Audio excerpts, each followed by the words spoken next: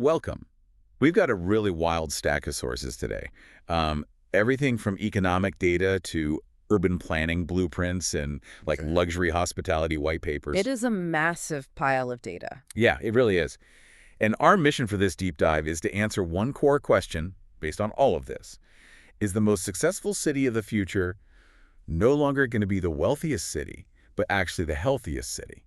Right, which is a huge shift. Because, I mean, my jaw dropped at these numbers. In 2024, the global wellness economy officially hit $6.8 trillion. It's just staggering. It eclipses the entire IT industry. It beats global sports. Which, totally upends how we measure civic success. We are moving from this purely GDP-driven worldview to one where holistic health is, well, the foundational macroeconomic engine. Right. But I have to say, when I see terms like urban wellness infrastructure in these planning journals, I get a little skeptical. Oh, sure. That's Like, right. are we just talking about, I don't know, planting more trees and throwing an expensive juice bar on every corner? Well, that is the trap a lot of developers fall into, right? They treat wellness as this aesthetic overlay. But true urban wellness infrastructure physically rewires the civic grid. Okay. It actually forces proactive health. Take Monterrey's Distrito down in Mexico. They didn't just add a park. They radically redesigned the street hierarchy to prioritize pedestrians and cyclists over cars. Oh, wow. Yeah, so they are fundamentally shifting the population's daily metabolic rate just through active mobility. So the city itself becomes the gym, basically, just by how you naturally navigate it. Precisely. Or look at Singapore's strategy. They're actually integrating wind corridors into their urban planning to actively reduce the urban heat island effect. Is it wild? And they're designing public housing with specific communal nodes that combat social isolation, which, epidemiological research shows is as deadly to our biology as smoking. Wow.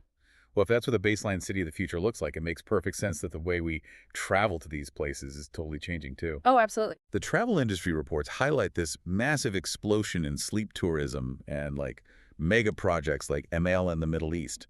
But the hospitality white papers kept using this really specific term. Right, shifting from hedonic to eudaimonic luxury. Yes. What exactly does that mean in this context? So hedonic is your classic luxury. Think high thread counts, immediate sensory indulgence. Like a gold-plated chocolate on your pillow. Exactly.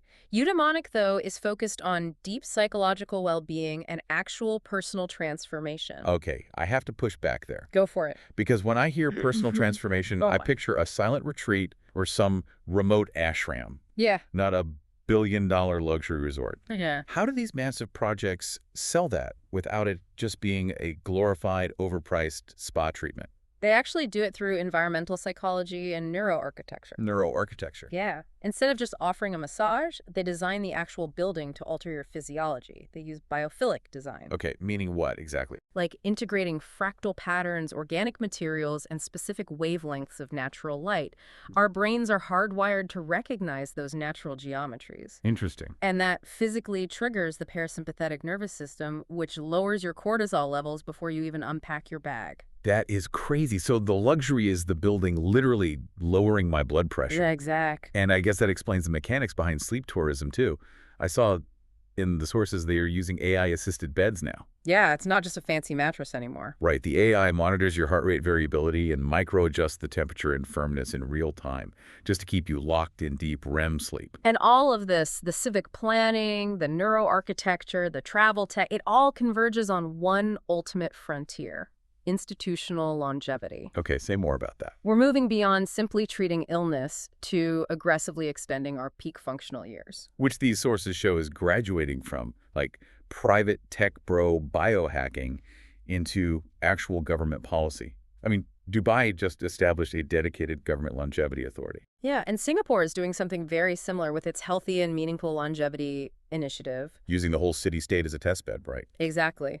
The focus of these massive economies is shifting from a reactive sick care model to a proactive well care system. And we're seeing this bleed heavily into the travel sector, too.